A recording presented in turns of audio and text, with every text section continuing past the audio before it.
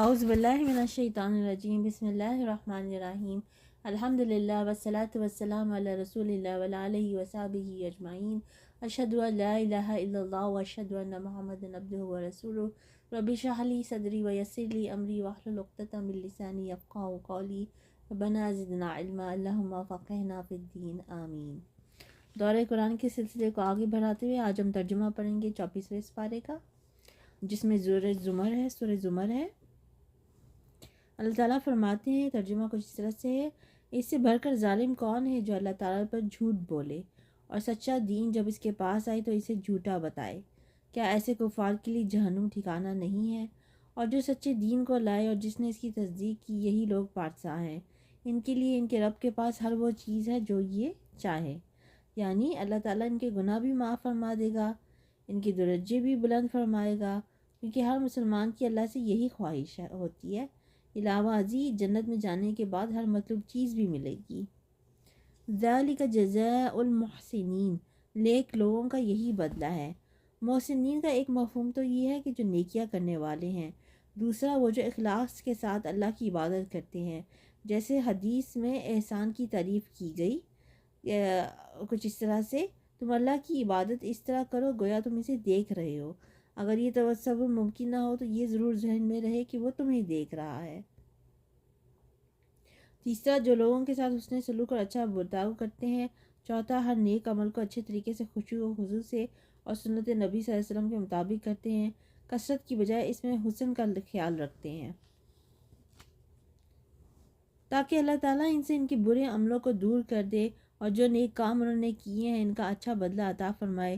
کہ اللہ تعالیٰ اپنے بندے کے لیے کافی نہیں؟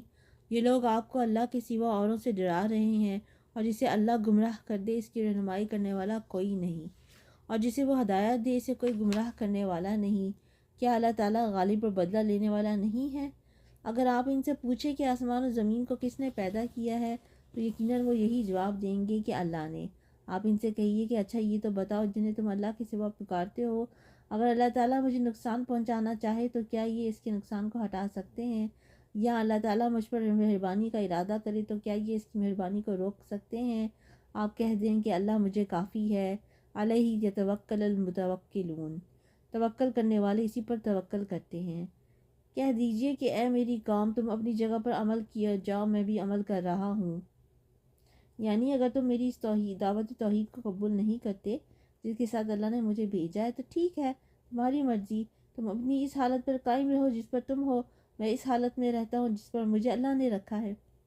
ابھی ابھی تم جان لو گے کہ کس پر رسوا کرنے والا عذاب آتا ہے اور کس پر دائمی مار اور ہمیشگی کی سزا ہوتی ہے۔ آپ پر ہم نے حق کے ساتھ یہ کتاب لوگوں کے لیے نازل فرمائی ہے، بس جو شخص راہ راست پر آ جائے اس کے اپنے لیے نفع ہے، اور جو گمراہ ہو جائے اس کی گمراہی کا وبال اسی پر ہے، تو ان کا ذمہ دار نہیں۔ اللہ ہی روحوں کو ان کی موت کے وقت اور جن کی موت نہیں آئی انہیں ان کی نیند کے وقت قبض کر لیتا ہے، پھر جن پر موت کا حکم لگ چکا ہے انہیں تو روک لیتا ہے اور دوسری روحوں کو ایک مقرر وقت کے لیے چھوڑ دیتا ہے۔ غور کرنے والوں کے لیے اس میں یقیناً بہت سی نشانیاں ہیں۔ کیا ان لوگوں نے اللہ تعالیٰ کے سوا اوروں کو سفارشی مقرر کر رکھا ہے؟ آپ کہہ دیجئے کہ گو وہ کچھ بھی اختیار نہ رکھتے ہوں اور نہ عقل رکھتے ہوں۔ کہہ دیجئے کہ تمام سفارش کا مختار اللہ ہی ہے، تمام آسمانوں اور زمین کا راج اسی کے لیے ہے، تم سب اسی کی طرف پھیرے جاؤ گے۔ جب اللہ اکیلے کا ذکر کیا جائے تو ان لوگوں کے دل نفرت کرنے لگتے ہیں جو آخرت کا یقین نہیں رکھتے، اور جب اس کے سوا اور کا ذکر کیا جائے تو ان کے دل کھل کر خوش ہو جاتے ہیں۔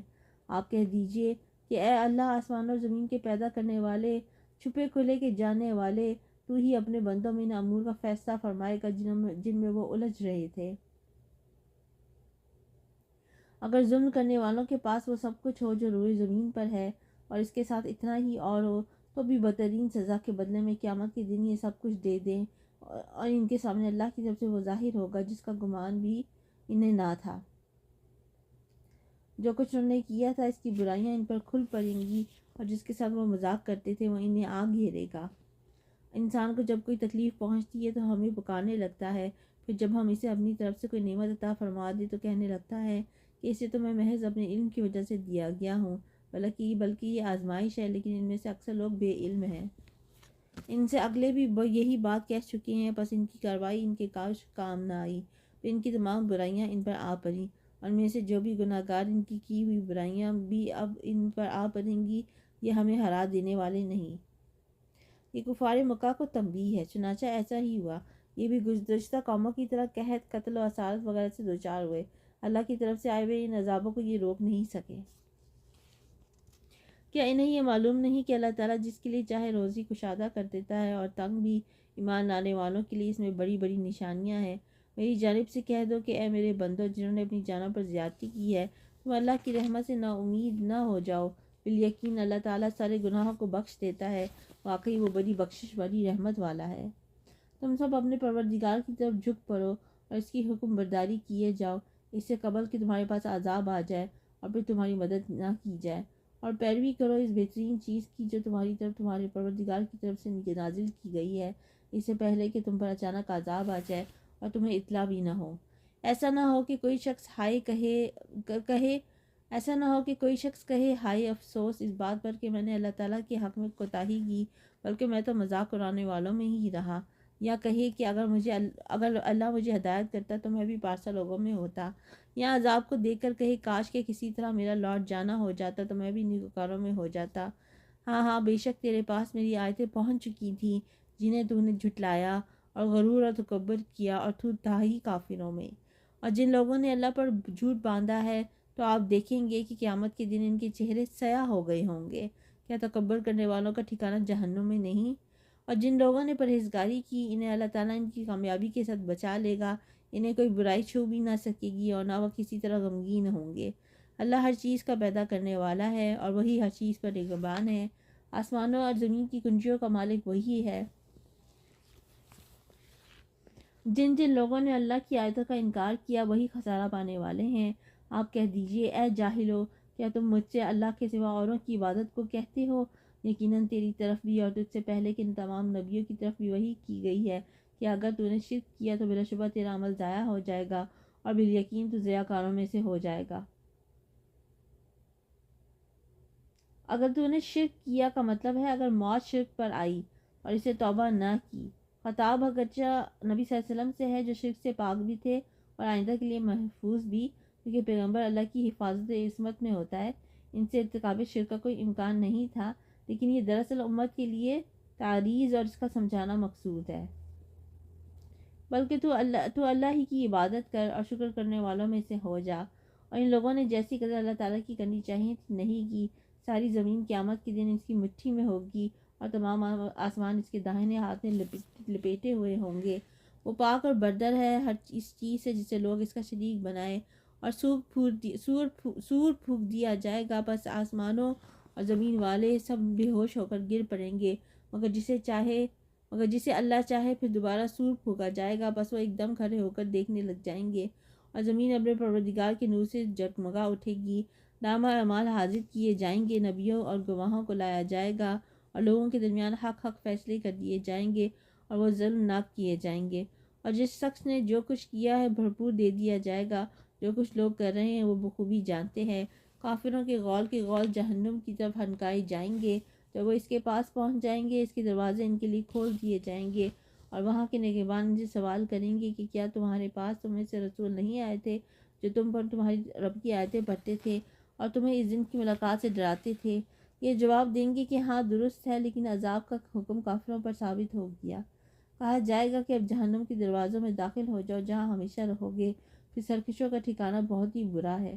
اور جو لوگ اپنے رب سے ڈرتے تھے ان کی گروہ جنت کی طرف روانہ کیے جائیں گے۔ حدیث میں آتا ہے کہ جنت کے 8 دروازے ہیں، ان میں سے ایک ریان ہے جسے صرف روزے دار داخل ہوں گے۔ اسی طرح دوسرے دروازوں کے بھی نام ہوں گے جیسے باب الصلاح، باب الصدقہ وغیرہ وغیرہ۔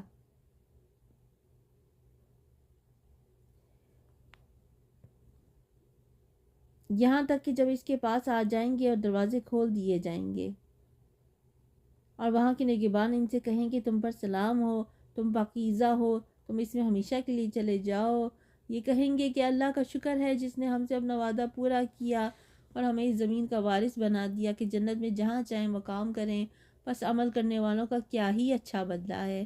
اور تو فرشتوں کو اللہ کے عرش کے ارد گرد حلقہ باندھے ہوئے اپنے رب کی حمد و تسبیح کرتے ہوئے دیکھا گیا، اور ان میں انصاف کا فیصلہ کیا جائے گا اور کہہ دیا جائے گا کہ ساری خوبی اللہ ہی کے لیے ہے جو تمام جہانوں کا پالنہار ہے۔ تو جنت کی خوبصورت ڈسکرپشن پہ سورہ زمر کا اینڈ ہوتا ہے۔ اللہ ہم سب کو جنتی میں بنا دے، آمین۔ اب شروع ہو رہی ہے سورہ مومن۔ بسم اللہ الرحمن الرحیم۔ حامیم، اس کتاب کا نازل فرمانا اس اللہ کی طرف سے ہے جو غالب اور دانا ہے، گناہ کا بخشنے والا اور توبہ کا قبول کرنے والا ہے، سخت عذاب والا، انعام و قدرت والا، جس کے سوا کوئی معبود نہیں، اسی کی طرف واپس لوٹنا ہے۔ اللہ تعالیٰ کی آیتوں میں وہی لوگ جھگڑتے ہیں جو کافر ہیں، بس ان لوگوں کا شہروں میں چلنا پھرنا آپ کو دھوکے میں نہ ڈالے۔ یعنی یہ کافر و مشرک جو تجارت کرتے ہیں، اس کے لیے مختلف شہروں میں آتے جاتے اور کثیر منافع حاصل کرتے ہیں، یہ اپنی کفر کی وجہ سے جلد ہی مواخذہ الہی میں آ جائیں گے۔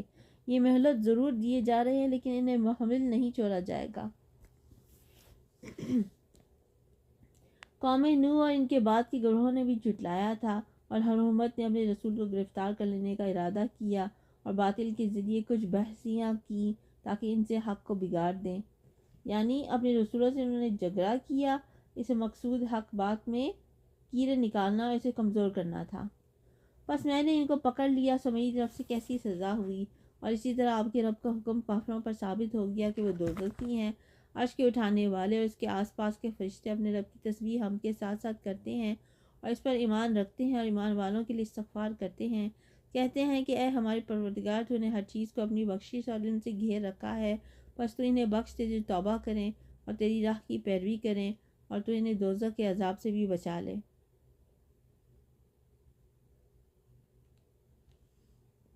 اے ہمارے رب، تو انہیں ہمیشگی والی جنتوں میں لے جا جن کا تو نے ان سے وعدہ کیا ہے، اور ان کے باپ دادوں اور بیویوں اور اولادوں میں سے بھی ان سب کو جو نیک عمل ہیں، یقیناً تو غالب و باحکمت ہے۔ انہیں برائیوں سے بھی محفوظ رکھ۔ حق تو یہ ہے کہ اس دن تو نے جسے برائیوں سے بچا لیا اس پر تو نے رحمت کر دی، اور بہت بڑی کامیابی تو یہی ہے۔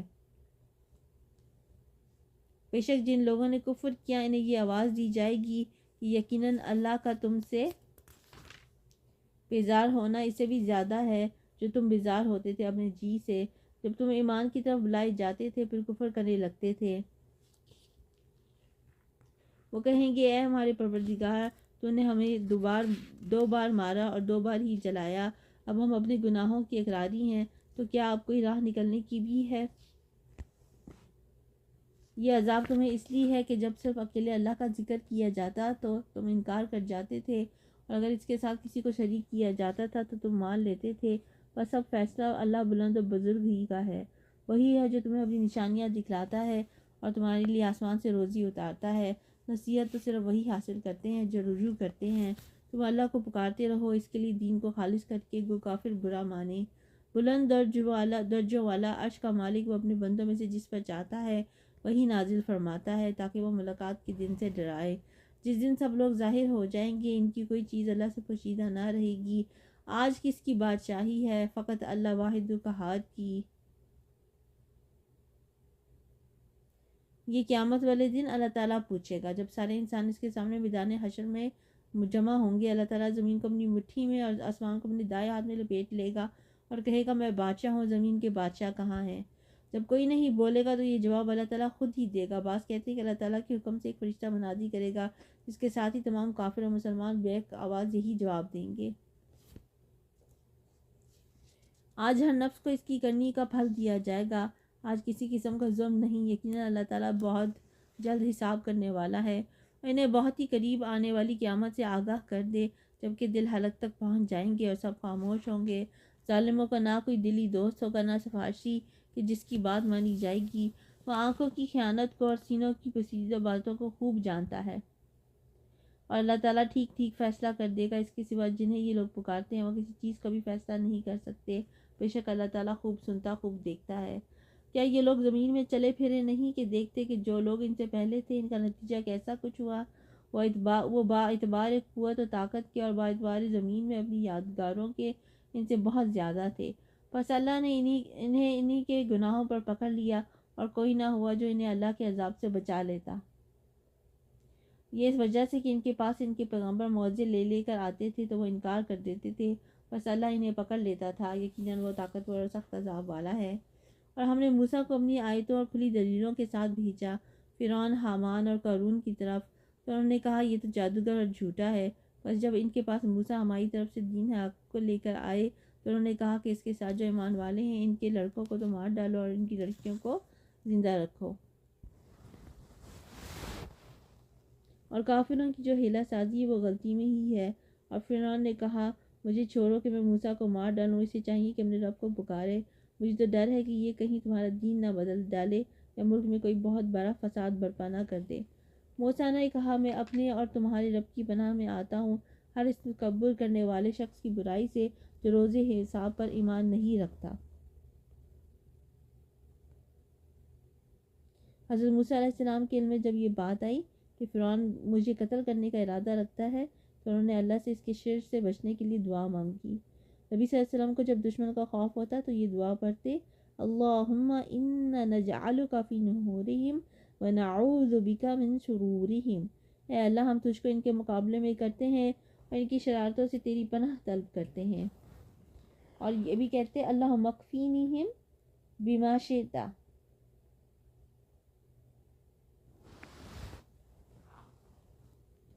اور ایک مومن شخص نے جو فرعون کے خاندان میں سے تھا اور اپنا ایمان چھپائے ہوئے تھا کہا کہ کیا تم ایک شخص کو محض اس بات پر قتل کرتے ہو کہ وہ کہتا ہے میرا رب اللہ ہے اور تمہارے رب کی طرف سے دلیلیں لے کر آیا ہے؟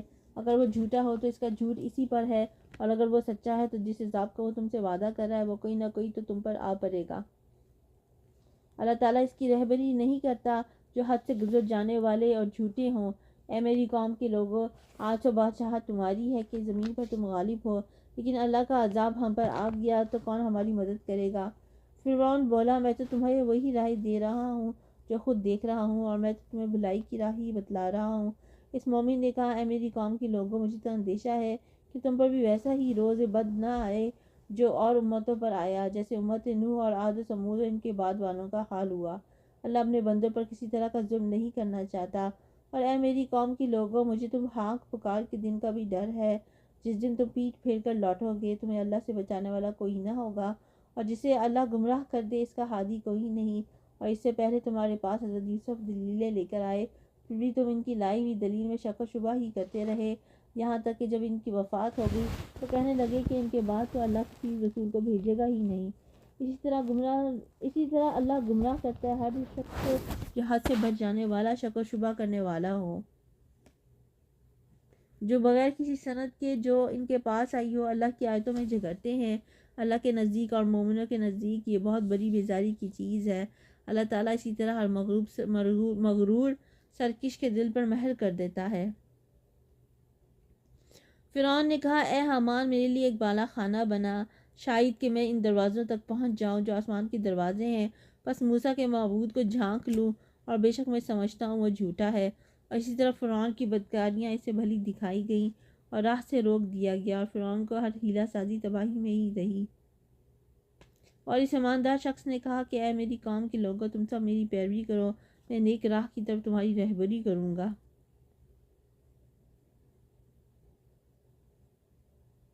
اے میری قوم، یہ حیات دنیا متاع فانی ہے، یقین مانو کہ قرار اور ہمیشگی کا گھر تو آخرت ہی ہے۔ جس نے گناہ کیا ہے اسے تو برابر برابر کا بدلہ ہی ہے، اور جس نے نیکی کی ہے خواہ وہ مرد ہو یا عورت اور وہ ایماندار ہو تو یہ لوگ جنت میں جائیں گے اور وہاں بے شمار روزی پائیں گے۔ اے میری قوم، یہ کیا بات ہے کہ میں تمہیں نجات کی طرف بلا رہا ہوں اور تم مجھے دوزخ کی طرف بلا رہے ہو؟ تم مجھے یہ دعوت دے رہے ہو کہ میں اللہ کے ساتھ کفر کروں اور اس کے ساتھ شرک کروں جس کا کوئی علم مجھے نہیں، اور میں تمہیں غالب بخشنے والے معبود کی طرف دعوت دے رہا ہوں۔ یہ یقینی امر ہے کہ تم مجھے جس کی طرف بلا رہے ہو وہ تو نہ دنیا میں پکارے جانے کے قابل ہے نہ آخرت میں، اور یہ بھی یقینی بات ہے کہ ہم سب کا لوٹنا اللہ کی طرف ہے، اور حد سے گزر جانے والے ہی یقیناً اہل دوزخ ہیں۔ بس آگے چل کر تم میری باتوں کو یاد کرو گے۔ میں اپنا معاملہ اللہ کے سپرد کرتا ہوں، یقیناً اللہ تعالیٰ بندوں کا نگران ہے۔ بس اسے اللہ تعالیٰ نے تمام بدیوں سے محفوظ رکھ لیا جو انہوں نے سوچ رکھی تھی، اور فرعون والوں پر بڑی بری طرح کا عذاب الٹ پڑا۔